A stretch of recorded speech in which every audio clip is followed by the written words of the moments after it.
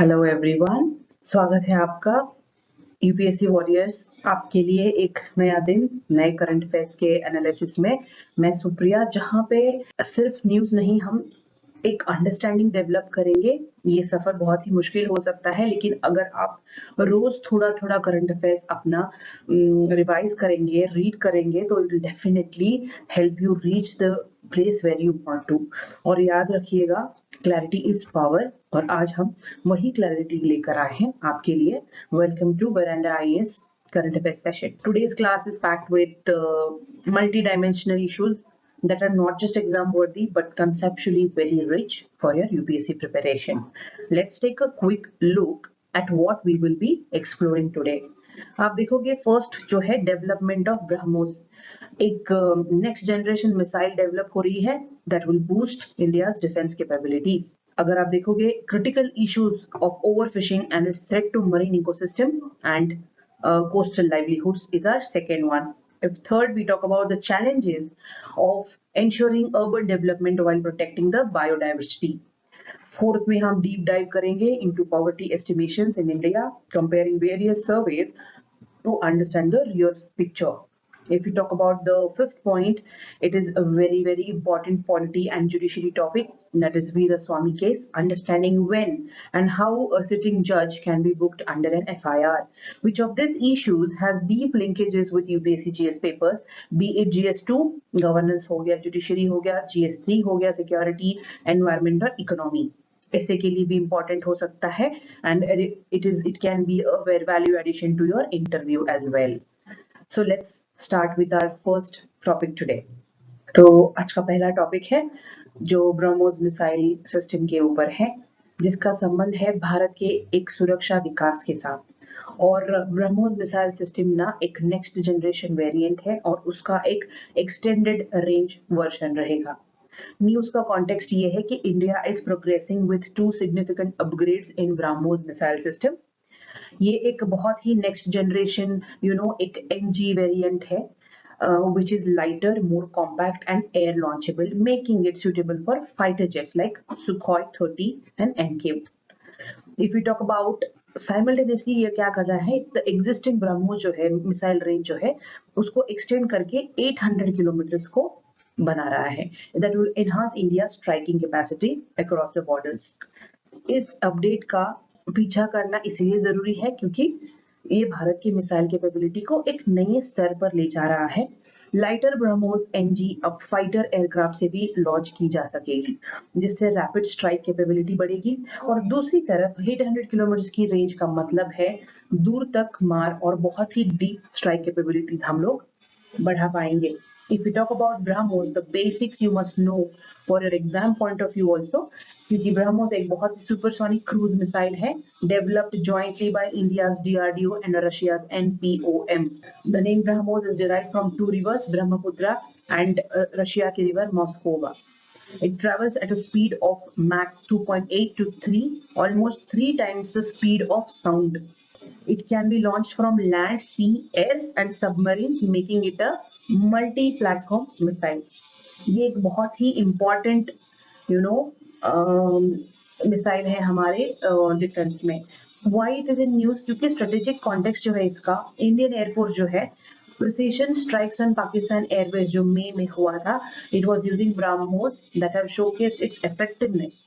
ये एक बहुत ही स्ट्रॉन्ग डेटरेंस सिग्नल भी था कि India is ready with credible, precise and fast response missile system. If we talk about why BrahMos is a game changer, क्योंकि वो प्रोवाइड करता है एक stand off strike capability that is hitting targets from a distance without entering enemy air space. It's difficult to intercept due to the supersonic speed.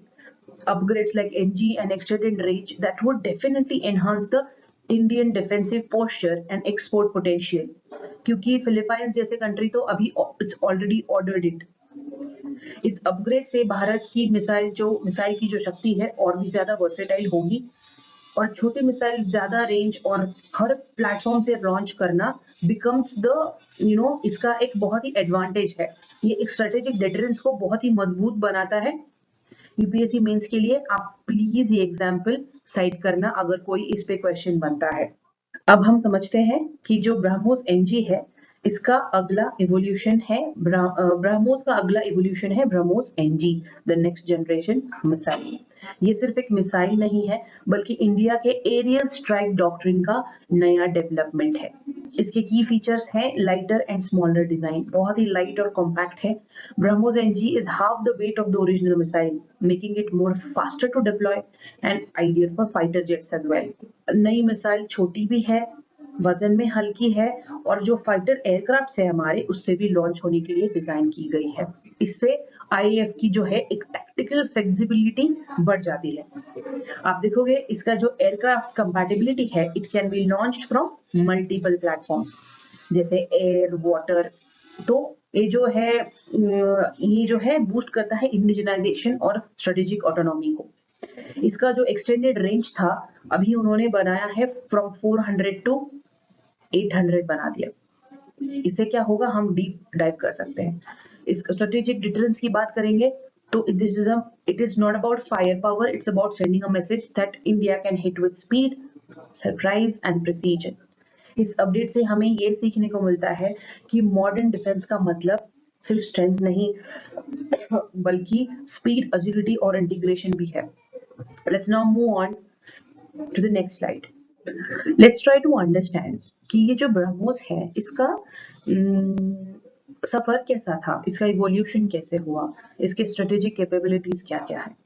In 2001 में BrahMos was first tested with a restricted range of 290 kilometers due to India not being a member of NTCR.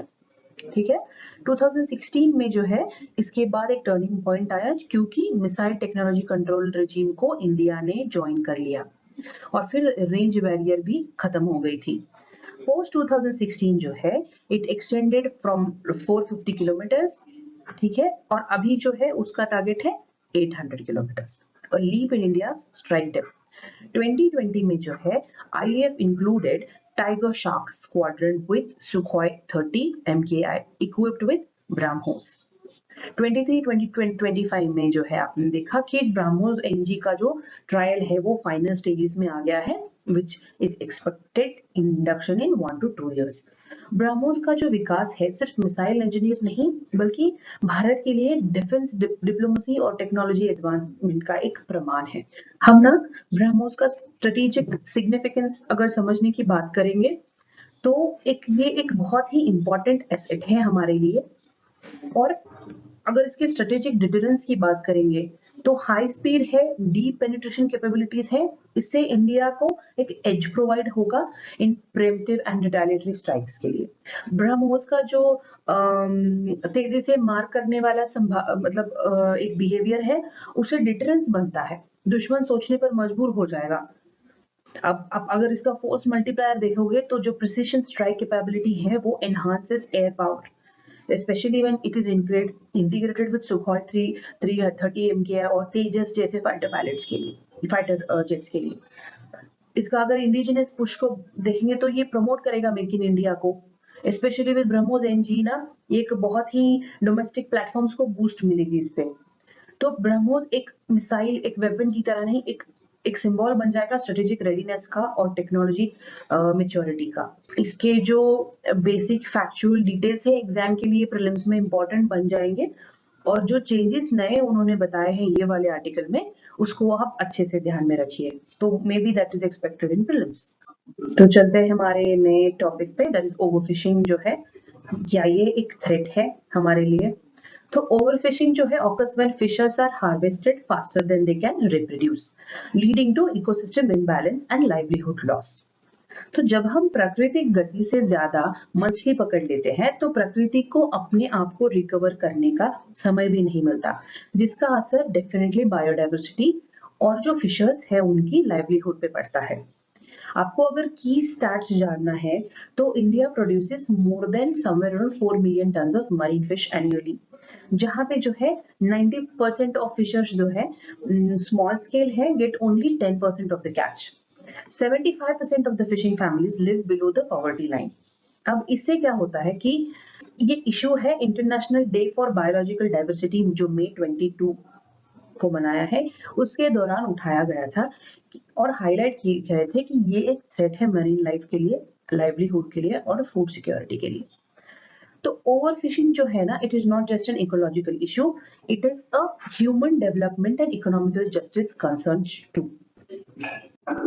अगर आप over fishing के मुद्दे को समझने के लिए कुछ ना बेसिक कॉन्सेप्ट समझना जरूरी होता है, जिसे आप अगर यूपीएससी पे भी बार बार पुश करता है ये सारे कॉन्सेप्ट्स को, स्पेशली जीएस 3 में आपको ये देखने मिलेगा, एनवायरमेंटल में या एनवायरमेंट केस में।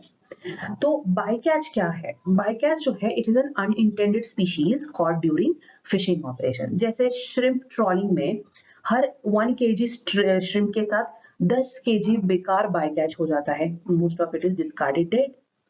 आप देखोगे what is minimum legal size, तो फिश को पकड़ने से पहले उनका रिप्रोडक्टिव साइकिल पूरा होने देना चाहिए। इंडिया में जो फिश साइज लिमिट है वो है 25 mm, तो वो काफी कम है, leading to long term stock depletion. ये कानूनी नियमों का जो मकसद है कि प्राकृतिक जीवन का जो रिप्रोडक्शन साइकिल होता है वो डिस्टर्ब नहीं हो, लेकिन पुअर एनफोर्समेंट से वो असर नहीं पड़ता जैसा होना चाहिए। If you talk about marine fisheries regulation act MFRA, India में स्टेट वाइज अलग MFRA लॉज है, लेकिन कोऑर्डिनेशन की कमी है और लूप होल्स के कारण क्रॉस बॉर्डर फिशिंग और रूल्स का वायलेशन आजकल बहुत आम हो गया है। अगर आप देखोगे फिशरीज रेगुलेशन तभी काम करेगा जब साइंस, लॉ और लोकल कम्युनिटी तीनों अलाइन होकर इस पे काम करें। तो जब हम कहते हैं कि ओवरफिशिंग बहुत ही डेंजरस है, तो ये कोई कल्पना नहीं है, हिस्ट्री में इसका प्रूफ है, जिसे हम फिशरी कोलैप्सिस के रूप में देख चुके हैं ऑलरेडी। जैसे कनाडा कॉड फिशरी है ना, 1992 में once abundant COD stocks collapsed due to overfishing, leading to moratorium and massive job losses in coastal communities. अगर यूएस के जो कैलिफोर्निया स्पेसिफिक सार्डाइन कैच ये था, उसमें जो 20th सेंचुरी में सार्डाइन पॉपुलेशन खत्म होने से पूरी फिशिंग इंडस्ट्री कोलैप्स हो गई थी उनकी। आप देखोगे इंडिया जो डिक्लाइनिंग स्टॉक है, सार्डाइन, मैकरेल, थ्रेडफिन, ब्रीम, ये सारे पॉपुलेशन, ये जो सारे स्पीशीज है उनके पॉपुलेशन कोस्ट लाइंस पर बहुत ही घट रही है। If it is not addressed now, we could be heading towards a similar collapse जो इन कंट्रीज में हमने देखे। ये एग्जाम्पल्स ना एक वार्निंग के जैसे है कि अगर इंडिया ने अपनी मरीन बायोडाइवर्सिटी को रेगुलेट नहीं किया, तो आने वाले समय में हमें भी इकोनॉमिक और इकोलॉजिकल कोलैप्सेस देखना पड़ सकता है। चैलेंजेस की बात तो हो गई, अब बात करते हैं सॉल्यूशंस की। अगर ओवरफिशिंग समस्या है तो इसका समाधान करना भी जरूरी है। ये रिफॉर्म जो है सस्टेनेबल फिशरीज को पॉसिबल बनाते हैं। आप देखोगे नेशनल हार्मोनाइज्ड रेगुलेशन जो है, common legal limits, minimum fish sizes and seasonal ban across coastal states. This uniformity brings better enforcement. अगर हर राज्य के अलग रूल्स होंगे तो इलीगल और अनचेक्ड फिशिंग को रोकना बहुत ही मुश्किल हो जाता है। If we talk about quota-based management, shift from open access fishing to a system where quotas are pre-decided, this will help maintain fish population balance. अगर कम्युनिटी लेड स्टीवर्डशिप की बात करेंगे तो it involves women self help groups, या एक sustainable practices build करेंगे, local ownership को build करेंगे, और इससे क्या होगा, लाइवलीहुड भी बूस्ट हो जाएगा। ये जो अर्बन बायर्स है मस्ट बी हम लोग उन पे भी काम कर सकते हैं। We can encourage them to prefer sustainably caught seafood, because demand भी एक it would drive to exploitation. तो ये सारे रिफॉर्म्स जो अभी हमने देखे तभी काम करेंगे जब पॉलिसी, कम्युनिटी और मार्केट, ये सारे तीनों चीजें अलाइंड हो, तभी ओशन बच पाएगा। और हम जो फूड सिक्योरिटी की बात करते हैं या लाइवलीहुड को कंजर्व करने की बात करते हैं, ये तभी पॉसिबल होगा। तो अब बात करते हैं एक ऐसे चैलेंज की जो शायद कंक्रीट और ग्लास के नीचे छुप जाता है। हम बात कर रहे हैं अर्बन डाइवर्सिटी की। एक बहुत ही संघर्ष बनता जा रहा है जो अर्बन बायोडाइवर्सिटी क्राइसिस है। ये आर्टिकल है इंटरनेशनल डे बायोलॉजिकल डाइवर्सिटी का, जहाँ पे एक हाईलाइट में ये भी बात हुई थी about urban development with green infrastructure की कितनी जरूरत है। सिटीज में ना डेवलपमेंट का मतलब सिर्फ बिल्डिंग्स बनाना नहीं होना चाहिए, बल्कि एक हर निर्माण के साथ प्रकृति का सम्मान भी हो। आप देखोगे लॉस ऑफ ग्रीन कवर जो है रिसेंट इयर्स में, जैसे cities like Chennai and Hyderabad had lost 2.6 square पर किलोमीटर और अर्बन फॉरेस्ट का रिस्पेक्टिवली लॉस हुआ था जो बस 2 सालों में। इंडिया का जो एवरेज अर्बन फॉरेस्ट कवर है वो है 0.26% of the city area according to the forest survey of India. अगर आप मॉन्ट्रियल की बात करेंगे तो नंबर्स उन्होंने जो नंबर्स बोले हैं under CBD stresses integrating urban green spaces into planning, इनका एक सजेशन है कि आप अर्बन ग्रीन स्पेसेस को इंटीग्रेट करें जब भी आप सिटी प्लान करें। इससे क्या होगा, बैलेंस रिस्टोर हो जाएगा। Urban development should not mean urban desertification. The smart city जो एक रियल स्मार्ट सिटी है, it's one that is green, that is inclusive and that helps us protect the biodiversity. अगर हमें बायोडाइवर्सिटी, अर्बन बायोडाइवर्सिटी को बचाना है तो सबसे पहले हमें उसे अंडरस्टैंड करना होगा, और ये पॉइंट उसी क्लैरिटी को लाता है। आप देखोगे अर्बन फ्लोरा एंड फाउना के बारे में, तो that includes plants and animals thriving in the city, parks, gardens and reserves. They maintain the ecological balance within the cities. Urban wetlands के बारे में बात करें तो water bodies within cities that supports biodiversity and provide flood control during heavy rains. Green infrastructure मतलब जो strategically planned network of natural and semi natural spaces जो deliver करेगा बहुत सारे एनवायरमेंटल बेनिफिट्स, जैसे कि clean air, cooler surroundings and better water अब्सॉर्प्शंस।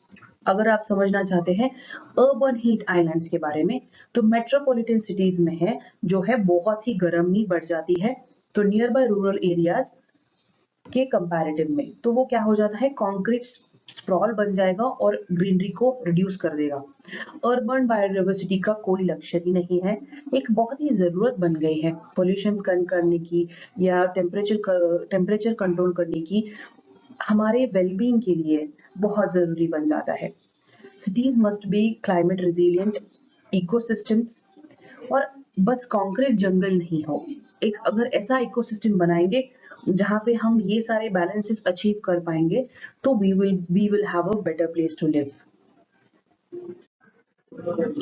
Global biodiversity जो framework है उनको कंजर्व करने के लिए सिर्फ राष्ट्रीय नहीं बल्कि एक ग्लोबल फ्रेमवर्क्स की जरूरत है, और हम इसको ही अभी आगे जाके डिटेल में डिस्कस करेंगे। If we talk about convention on biological diversity CBD जो है, a global treaty that is focused on conservation, sustainable use and fair sharing of biodiversity benefits. यहाँ पे इंडिया भी एक पार्टी है टू दिस ट्रीटी। सीबीडी के जो एक ग्लोबल कमिटमेंट है जो नेचर के यूज को और उसके एडवांटेज को एक बैलेंस की बात करता है, या खास करके एक डेवलपिंग कंट्रीज में। अगर आप मॉन्ट्रियल की बात करेंगे तो जो उनका एक ग्लोबल बायोडाइवर्सिटी फ्रेमवर्क है जो वहां पे उन्होंने दिया था, तो ये सीबीडी के अंडर अडॉप्ट किया था, जहां पे 23 टारगेट सेट किए थे, 4 लॉन्ग टर्म गोल्स किए थे, including the aim of protecting 30% of the ecosystem by 2030। ये क्या करेगा, it help cities track their biodiversity performances, bringing urban areas into global conservation efforts. ये जो सिटी बायोडाइवर्सिटी इंडेक्स है, तो ये जो सारे फ्रेमवर्क्स की हम बात कर रहे हैं ये बताते हैं कि बायोडाइवर्सिटी सिर्फ फॉरेस्ट तक लिमिट नहीं है, सिटी, नेशंस, कम्युनिटी, इसमें हर कोई पार्टिसिपेट करना चाहिए। और ये जो हमने ट्रीटीज में पार्टिसिपेट किया या एक सिग्नेटरीज है, हम इसको ध्यान रख के we have to work towards achieving the targets we have set for our nation. अब देखोगे अर्बन ग्रीन स्पेसेस सिर्फ सुंदरता के लिए नहीं होते, ये शहरों के हेल्थ इंफ्रास्ट्रक्चर का एक बहुत ही इनविजिबल पिलर है। तो लेट्स सी कि क्या बेनिफिट्स हैं इन सारी चीजों की। आप देखोगे cooling effect, that will help reduce the urban heat island effect by providing shade and vapour transpiration. ये जो ग्रीन एरियाज होते हैं कंक्रीट जंगल के टेम्परेचर को रेगुलेट करने में मददगार होंगे, और जिससे क्या हो जाता है सिटी का जो एसी जैसे एसी सिस्टम हो बन जाएगा। If you talk about air purification, green spaces जो है filter the pollutants and it would improve the air quality, specially जो है बहुत मेट्रो सिटीज में बहुत ही इंपॉर्टेंट है, इसका इंपॉर्टेंस बन जाता है AQI लेवल्स राइज करने में। If we talk about the mental health, it will give access to parks and green zones that would definitely reduce stress, and it would improve psychological well-being of all of us.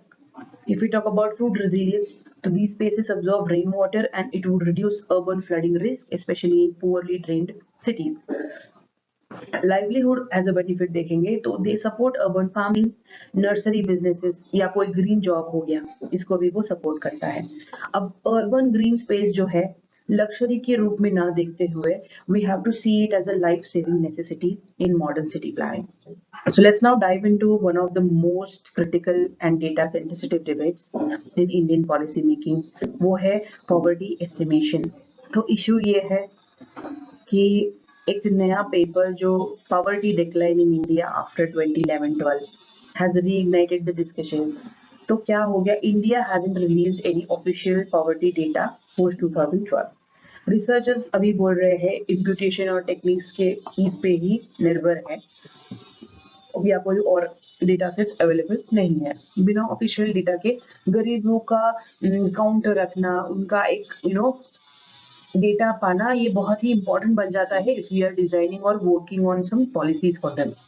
Poverty estimation जो है वो बात करता है identifying people living below the poverty line, that is those who can't meet their basic consumption needs. Accurate data जो है ना, it derive smart decision. अगर डेटा ही नहीं है तो डेवलपमेंटल प्लानिंग सिर्फ गेस वर्क से बन जाएगा और उसका इम्प्लीकेशन छोड़िए, to even include the required, the necessity, the important group जो पीछे रह जाएगा वो हम नहीं कर पाएंगे. एंड पॉलिसी मेकिंग में डेटा उनको अच्छे से इंक्लूसिविटी देना becomes very crucial if we talk about making the policy successful. तो पॉवर्टी एस्टिमेट करने के लिए भारत में कई डेटा सोर्सेस यूज किए जाते हैं, चाहे वो सरकारी हो या प्राइवेट. तो हम देखेंगे कि वो एक क्विक ओवरव्यू लेते हैं कि हाउ दे डू इट. जो नेशनल सैंपल सर्वे ऑफिस है NSS, वो traditionally it is the backbone of poverty data in India. It conducts household consumption surveys at a national scale. तो ये सर्वे एक लंबे समय तक सरकारी पॉवर्टी लाइन तय करने में एक बेस रहा है. If we talk about the private final consumption expenditure PFCE, तो it is a part of national accounts data जहां पे वो ट्रैक करेगा overall household spending और उनके ट्रेंड्स को. If we talk about periodic labor force survey, जो भी PLFS के नाम से है, वो it measures employment and wage trends. It helps in understanding earning capacity and thereby poverty vulnerability किस हद तक है समझने में मदद करता है. If you talk about centre for monitoring Indian economy, ये एक एजेंसी है private that runs the consumer pyramids household survey CPHS. तो इससे क्या होता है, it is widely used by researchers today in the absence of official data. तो जब ऑफिशियल डेटा डिले हो जाएगा तब ये सर्वेस बन जाते हैं पॉलिसी मेकिंग के लिए बहुत ही आखिरी लाइट, एक बहुत आखिरी उम्मीद, जहां पे they can use such tools and understand the necessity, understand कि क्या स्टैटिस्टिक है, किस पे काम होना जरूरी है. तो अब समझते हैं कि ये जो टेक्निकल प्रोसेस होती है जिसके जरिए रिसर्चर्स आजकल पॉवर्टी एस्टिमेट कर रहे हैं बिना ऑफिशियल डेटा के. तो एक इम्प्यूटेशन मेथोडोलॉजी है. Well, let's try to understand that. Identifying data gaps. It's a first step. Recognize that since 2011 and 12, official consumption data is missing. तो ये हो गया हमारा कोर प्रॉब्लम. स्टेप 2 में जो है वो it collect related data sets, use alternative sources like PLFS, wage data और कोई और सर्वे हो गया. तो इससे क्या करना है, to build an indirect picture. It helps. Stage 3 जो है apply statistical techniques. It uses imputation models to estimate consumption patterns based on available indicators. Step 4 जो है it validate the results, जहाँ पे cross check होगा results with other economic indicators and regional trends for accuracy. जब असली numbers नहीं मिलते तब ऐसे तरीकों से एक हम लोग एक फ्रेमवर्क बनाएंगे जिसमें पुअर इंडिकेटर्स से ज्यादा उसका गेस करेंगे कि कितना नंबर हो सकता है, कंजम्पशन और पॉवर्टी कितनी हो सकती है, ये जानने के लिए। तो this methods help bridge the data gap, but it is a temporary workaround, not a substitute for real service. If we have to try and understand कितना important बन जाता है ये डेटा हमारे लिए, या इसको हम कैसे कैलकुलेट करते हैं या कैसे एस्टिमेट करते हैं, it becomes very important. So next is a very important article today. एक बहुत ही सेंसिटिव और कॉन्स्टिट्यूशनली कॉम्प्लेक्स इशू है, क्योंकि एक सिटिंग जज के खिलाफ एफआईआर दर्ज हो सकती है या नहीं, ये मुद्दे पर ये डिस्कशन हो रही है।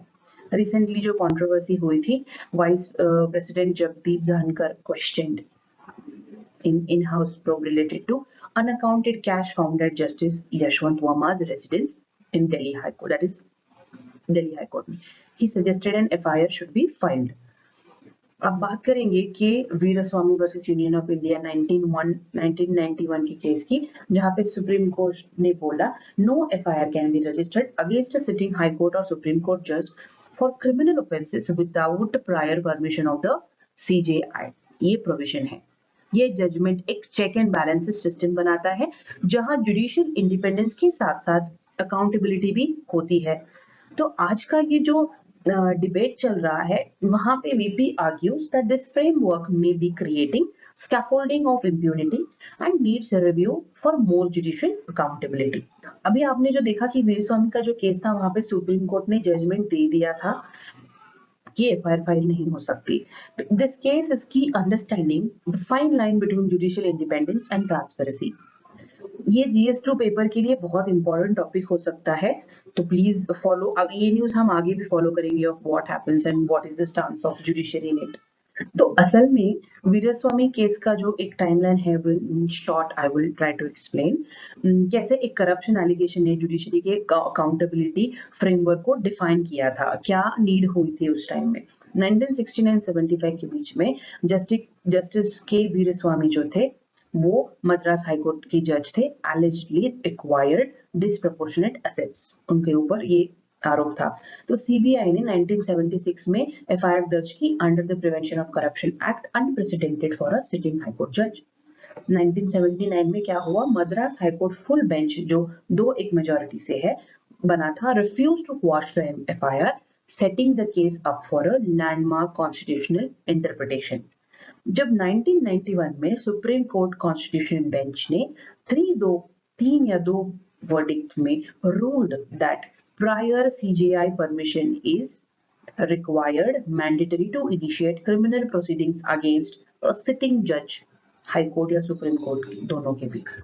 ये जजमेंट जो है एक मिसाल बन गया, जिसमें जुडिशियल इंडिपेंडेंस को प्रोटेक्ट करते हुए अकाउंटेबिलिटी की एक फाइन लाइन डिफाइन की गई थी।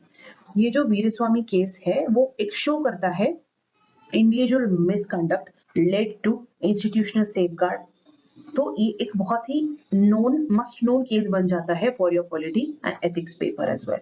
जब भी कोई आंसर इसके रिलेटेड आप जुडिशरी इंडिपेंडेंस पे लिखेंगे, आप अगर इसका रेफरेंस देंगे तो it will enhance the answer and you will get good marks for this. तो अगर हम बात करेंगे, हम ट्राई करते हैं ये जो हमने अभी डिस्कशन किया, इसको एक समराइज कर लेते हैं। हम बात करेंगे जुडिशियल इंडिपेंडेंस की और उनके अकाउंटेबिलिटी की। If you talk about judicial independence, तो जजेस must be protected from pressure of threats. तो removal is only through parliamentary impeachment under Article 124 Clause 4 and Article 217. इससे क्या हो जाता है, जजेस का जो प्रेशर है वो फ्री होगा और फ्री डिसीजन लेने का उनका राइट मिल जाएगा उनको, और उनकी सिक्योरिटी जो है अंडर आर्टिकल 124 और 217 के जरिए प्रोटेक्ट की गई है। If we talk about impeachment as a concept, it is a political process requiring 2/3 majority in both houses of the parliament, extremely rare और बहुत ही difficult। आप देखोगे इन हाउस मैकेनिज्म क्या होता है, तो CJI जो है can set up a 3-member panel of जजेस टू इन्वेस्टिगेट कि क्या मिसकंडक्ट एलिगेशन सही है या नहीं। If we talk about the sanction process, to file an FIR against sitting judge of High Court or Supreme Court, written permission from the CJI and the President is mandatory as per the Veeraswamy ruling. तो आप देखोगे ये जो framework है, it aims to ensure judges are protected from misuse of law, but they are not above the law. A fine constitutional balance is seen in the judgment. तो आज की class में हमने देखा कि कैसे डिफेंस से लेकर एनवायरनमेंट तक, अर्बन गवर्नेंस से लेकर जुडिशियल अकाउंटेबिलिटी तक हर इश्यू यूपीएससी के लिए बहुत ही इंपॉर्टेंट डिमेंशन रखता है, चाहे वो ब्रह्मोस मिसाइल हो, उनका स्ट्रेटेजिक एज हो, ओवरफिशिंग से जुड़ी हुई लाइवलीहुड क्राइसिस के बारे में हो, वीरस्वामी केस के जरिए कॉन्स्टिट्यूशनल और जस्टिस जुडिशरी का एक कॉन्स्टिट्यूशन सुप्रीमेसी की बात हो। इससे हमने बहुत ही एक इंटरडिसिप्लिनरी सोच को बढ़ावा दिया आज के सेशन में। तो याद रखिए, करंट अफेयर्स पढ़ना काफी नहीं होता, उनको अंडरस्टैंड करना, उनके कॉन्टेक्स्ट को जोड़ना और एग्जाम के फॉर्मेट में उनको यूज करना आपको दूसरों से अलग बनाएगा। और जो मैंने हमेशा बोला है कि वीडियो के नीचे दिए गए नोट्स जो है, आपको प्रैक्टिस क्वेश्चंस उसमें मिल जाएंगे। Don't miss that. So keep learning, keep revising and keep evolving. मिलते हैं कल एक नए दिन से नए इश्यूज को लेकर। तब तक के लिए stay curious, stay consistent. Thank you so much. Veranda IAS, where your dream becomes reality.